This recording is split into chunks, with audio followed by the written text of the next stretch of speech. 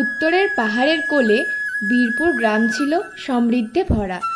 সেখানে লোকেরা সুখে শান্তিতে দিন কাটাত। সেই গ্রামেরই একদম ধারে এক কুটিরে বাস করত বিমলা ও তার ছোট্ট এক মেয়ে পিঙ্কি।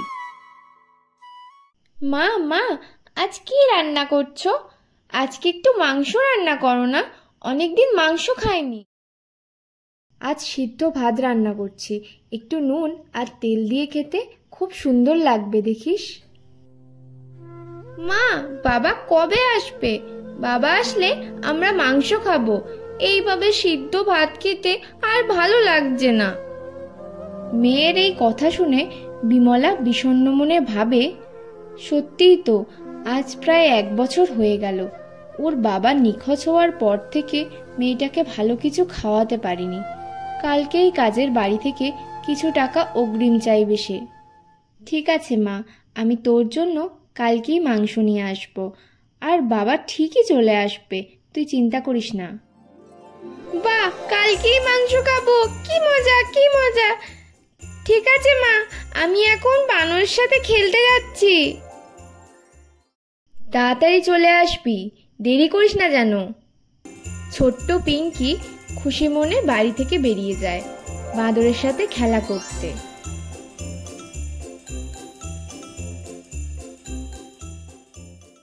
জানিস তো রাজু, কালকে আমাদের বাড়ি মাংস হবে। আমার না মাংস খেতে খুব ভালো লাগে। এই বলে তারা আপন মনে খেলতে লাগে। কিন্তু পিঙ্কির এই আনন্দ বেশিক্ষণ থাকে না। কোথা থেকে এক ভয়ঙ্কর দেখতে ডাইনি এসে পিঙ্কিকে তুলে নিয়ে যায়। বাঁচাও বাঁচাও আমাকে, কে কোথায় আছো? বাঁচাও, শয়তান ডাইনি, আমাকে কোথায় নিয়ে চললি?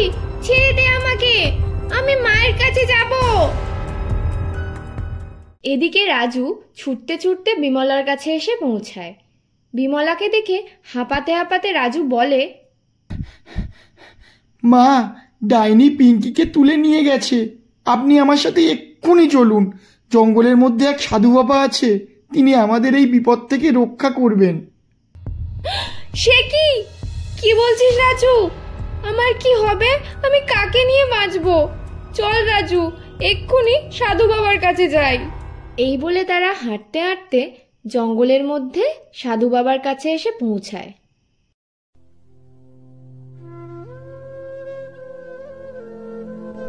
বাবা, আমার একমাত্র মেয়েকে বাঁচান, ওকে ছাড়া আমি বাঁচতে পারবো না। আমাদের রক্ষা করুন বাবা, আপনি না বাঁচালে আমরা সবাই মারা যাব। তোমরা কে বাছা? আর কি হয়েছে তোমাদের? আমি এক জনম দুঃখী বাবা। অকালে স্বামীকে হারিয়ে এখন এক মেয়ে নিয়ে বাস করি, কিন্তু আজ এক ডাইনি এসে আমার বাচ্চাকে তুলে নিয়ে গেছে। ঠিক আছে, আমি দেখছি সে কোথায় আর কেমন আছে। ওই তো আমার মেয়ে। ওই ডাইনি ওকে মেরে দেবে, আপনি বাঁচান বাবা।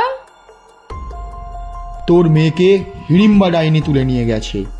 ও নিজের শক্তি ধরে রাখার জন্য প্রতি অমাবস্যায় একটা করে বাচ্চা মেয়ে নিয়ে যায় খাওয়ার জন্য। চিন্তা নেই মা, আমি আছি।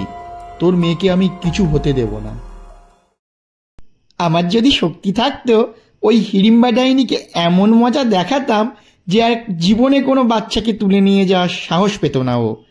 সাধু বাবা, আমাকে জাদু বলে আপনি অনেক শক্তি দিয়ে দিন, তাহলে আমি আমার বন্ধুকে সাহায্য করতে পারবো। তথাস্তু বৎস, তোর মনোবাসনা পূর্ণ হোক। এখন তুই অনেক বড় আর তোর গায়েও অনেক জোর। এবার যা আর ওই ডাইনি সহ পিঙ্কিকে নিয়ে আয়। সাধুর কথার সাথে সাথে বানর এক লাফে ওখান থেকে চলে যায়। শয়তান হিড়িম্বা, গুহার বাইরে আয়, দেখ তোর জম এসেছে। কে রে, কে বাইরে থেকে চিৎকার করছে? সাহস থাকে তো গুহার ভিতরে আয়। একবার ভিতরে এলে আর পেছনে ফিরতে হবে না। এইভাবে বাইরে থেকে হবে না দেখছি, ভিতরে গিয়ে ওকে আচ্ছা মতো শায়েস্তা করতে হবে।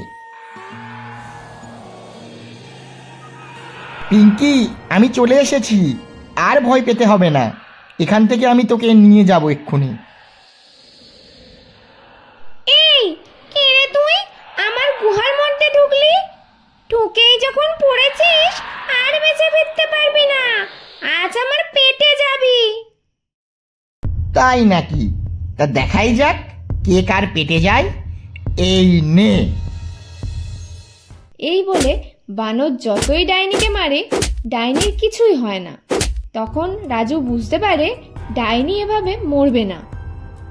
এইভাবে ডাইনিকে মারা যাবে না। যাই, একে নিয়ে সাধু বাবার কাছে যাই।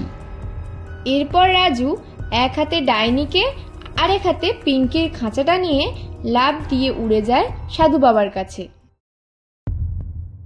এই বদমাশ বানর, আমাকে কোথায় আনলি? এবার তোরা সবাই মরবি। আমরা সবাই নয়, এবার মরবি তুই। এই বলে সাধু তার হাত থেকে রশ্মি বার করে ডাইনির দিকে মারে। ডাইনিও কম যায় না। সাধু আর ডাইনির মধ্যে লড়াই চলতে থাকে।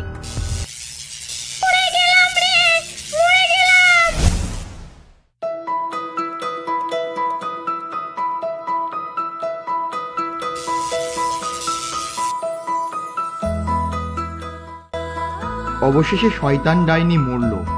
এবার পিঙ্কিকে ছাড়ানোর পালা।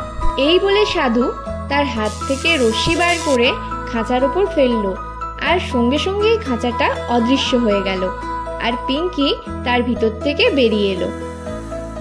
মা, তুই কেমন আছিস? তোর কিছু হয়নি তো? না মা, আমি ঠিক আছি।